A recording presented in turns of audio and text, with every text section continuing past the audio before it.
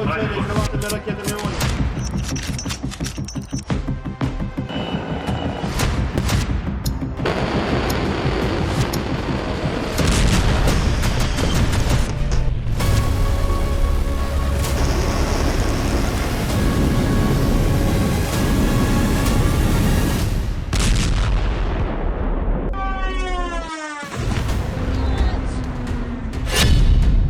सौ जनरलों से ट्रंप की मीटिंग, पुतिन के खिलाफ आखिरी युद्ध। लगभग 44 महीने से रूस यूक्रेन जंग में अब अचानक खामोशी के साथ सर्वनाश युद्ध शुरू हो चुका है। खामोशी शब्द यहां इसीलिए इस्तेमाल किया गया क्योंकि अमेरिका के उपराष्ट्रपति जेडी वेंस ने दावा किया है कि उन्हें खुफिया हवालों से पता चला है कि रूस के राष्ट्रपति पुतिन ने फैसला लिया है कि वो अब ना तो राष्ट्रपति ट्रंप के साथ कोई मीटिंग करेंगे और ना ही फोन पर बातचीत करेंगे। यहां तक कि वो अब किसी भी कीमत पर ज़ेलेंस्की के साथ कोई मीटिंग नहीं करेंगे। पुतिन के इस फैसले के बाद से ही रूस ने अब यूक्रेन पर 3.5 साल का सबसे बड़ा और सबसे भयानक हवाई हमला किया है। इधर अमेरिकी मीडिया में भी दावा किया गया है कि 29 सितंबर को राष्ट्रपति ट्रंप अमेरिका के 100 जनरल और एडमिरल के साथ में एक टॉप सीक्रेट मीटिंग अमेरिका के वर्जीनिया में करने जा रहे हैं, जो शायद पुतिन के खिलाफ ट्रंप का आखिरी युद्ध साबित हो सकता है। पर्दे के पीछे जो तीसरे विश्व युद्ध की परमाणु तैयारियां चल रही है, वो अब चरम पर पहुंच चुकी हैं। यूक्रेन में मौजूद पोलैंड के राजदूत को रूस ने मिसाइल हमले से उड़ा दिया है। इधर रूस से सटे नेटो देशों ने लड़ाकू विमानों को आसमान में उतार दिया है। हालात बद से बदतर हो चुके हैं और अब अमेरिका रूस के बीच संवाद खत्म होने की कगार पर है। ऐसे हालात में वॉर एक्सपर्ट्स कह रहे हैं कि ये स्थिति युद्ध के नजरिए से सबसे खतरनाक है, क्योंकि अब पुतिन रूस का और अपना वजूद बचाने के लिए जंग की आखिरी बाजी चलने को मजबूर होते जा रहे हैं। तो चलिए खबरों की डिटेल को देखते हैं कि रूस यूक्रेन युद्ध का स्तर कितना भयानक हो चुका है। मिसाइल हमलों से भूखा यूक्रेन, 100 जनरलों से ट्रंप की मीटिंग। अगर हम रूस यूक्रेन जंग में पिछले 72 घंटों पर नजर डालें तो रूस यूक्रेन पर बहुत ज्यादा भारी पड़ा है। दावा किया जा रहा है कि रूस ने यूक्रेन पर पिछले 18 घंटे में 599 हमलावर ड्रोन और 48 से ज्यादा मिसाइलों से हमले किए हैं। कुछ रिपोर्ट्स में दावा किया गया कि रूस ने यूक्रेन पर पिछले 18 घंटे में 612 से ज्यादा ड्रोन दागे हैं। हालात ये हैं कि यूक्रेन के कम से कम 20 इलाकों को रूसी हमलों ने पूरी तरह से तबाह कर दिया है। इन हमलों को देखकर अमेरिका और नेटो भी हैरान हैं। ये हमले ट्रंप के उस बयान के बाद किए गए हैं जिसमें राष्ट्रपति ट्रंप ने मीडिया में बयान देते हुए दावा किया कि पुतिन और उनका रूस कागजी शेर निकले। ट्रंप ने पुतिन और रूसी सेना पर तंज कसते हुए कहा था कि जिस युद्ध को जीतने में रूस को सिर्फ 7 दिन का वक्त लगना चाहिए था, उस युद्ध को रूस 3.5 साल से लड़ रहा है।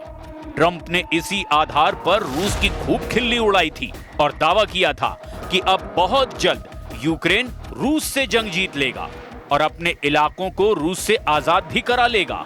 ट्रंप ने यह भी कहा था कि मुझे लगता है कि ज़ेलेंस्की पुतिन से ना सिर्फ अपने इलाके छीन लेंगे, बल्कि वो रूसी इलाकों पर भी कब्जा कर सकते हैं।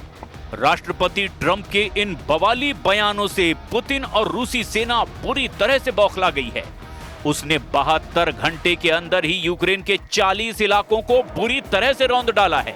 इधर रूस के खूनी हमलों के बाद राष्ट्रपति ट्रंप ने अमेरिकी सैन्य इतिहास की ऐसी मीटिंग बुलाई है जिसे बेहद दुर्लभ और गंभीर माना जा रहा है।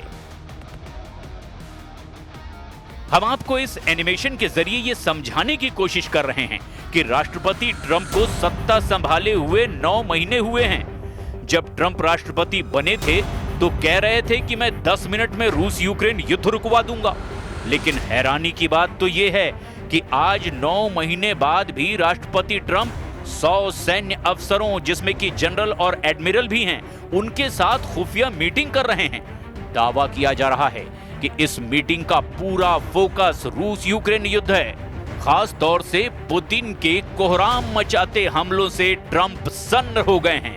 दावा किया जा रहा है कि राष्ट्रपति ट्रंप रूस के खिलाफ बड़ा सैन्य फैसला लेने से पहले अपने सभी टॉप कमांडर, जनरल और अफसरों से ये जान लेना चाहते हैं कि अगर रूस के खिलाफ अमेरिका जंग के मैदान में सेना उतारता है तो उससे किस तरह का और कैसा मुकाबला करना पड़ेगा। यानी ट्रंप रूस के खिलाफ युद्ध छेड़ने से पहले ये जान लेना चाहते हैं कि रूस से अमेरिका की सीधी जंग का असर क्या हो सकता है। इसीलिए राष्ट्रपति ट्रंप अमेरिका के वर्जीनिया में मौजूद क्वांटिको में मरीन कॉर्प्स बेस पर टॉप कमांडरों के साथ खुफिया मीटिंग कर रहे हैं। अब आप ये जान लीजिए कि राष्ट्रपति ट्रंप की इस सैन्य खुफिया मीटिंग को इतना अहम क्यों माना जा रहा है और क्यों यूक्रेन से लेकर यूरोप तक इस मीटिंग की इतनी चर्चा हो रही है।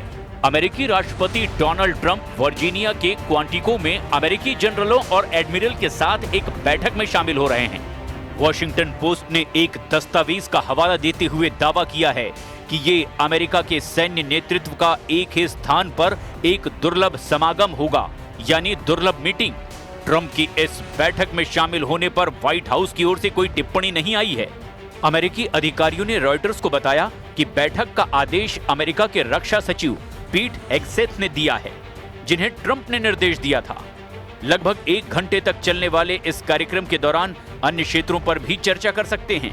अमेरिका के सैन्य अफसरों, कमांडरों और जनरलों और एडमिरलों की ये मीटिंग 1 घंटे तक चलेगी।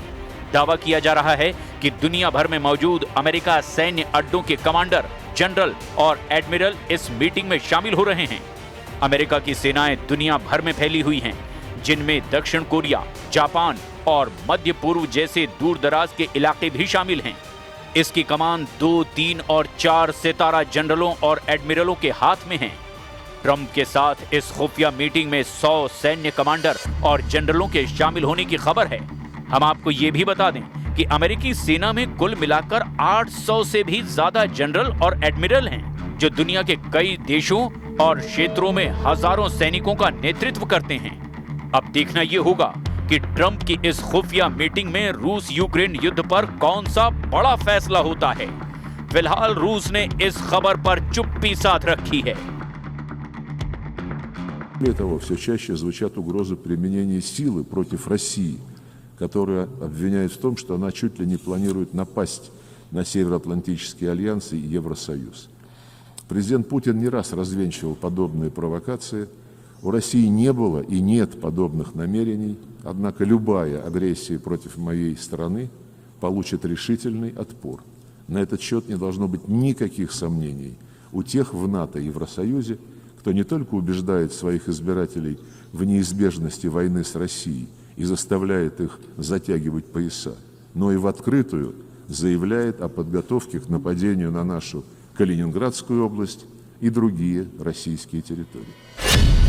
599 हवाई हमले, रूस ने फूंका यूक्रेन, बातचीत बंद, अब सिर्फ बम से बात।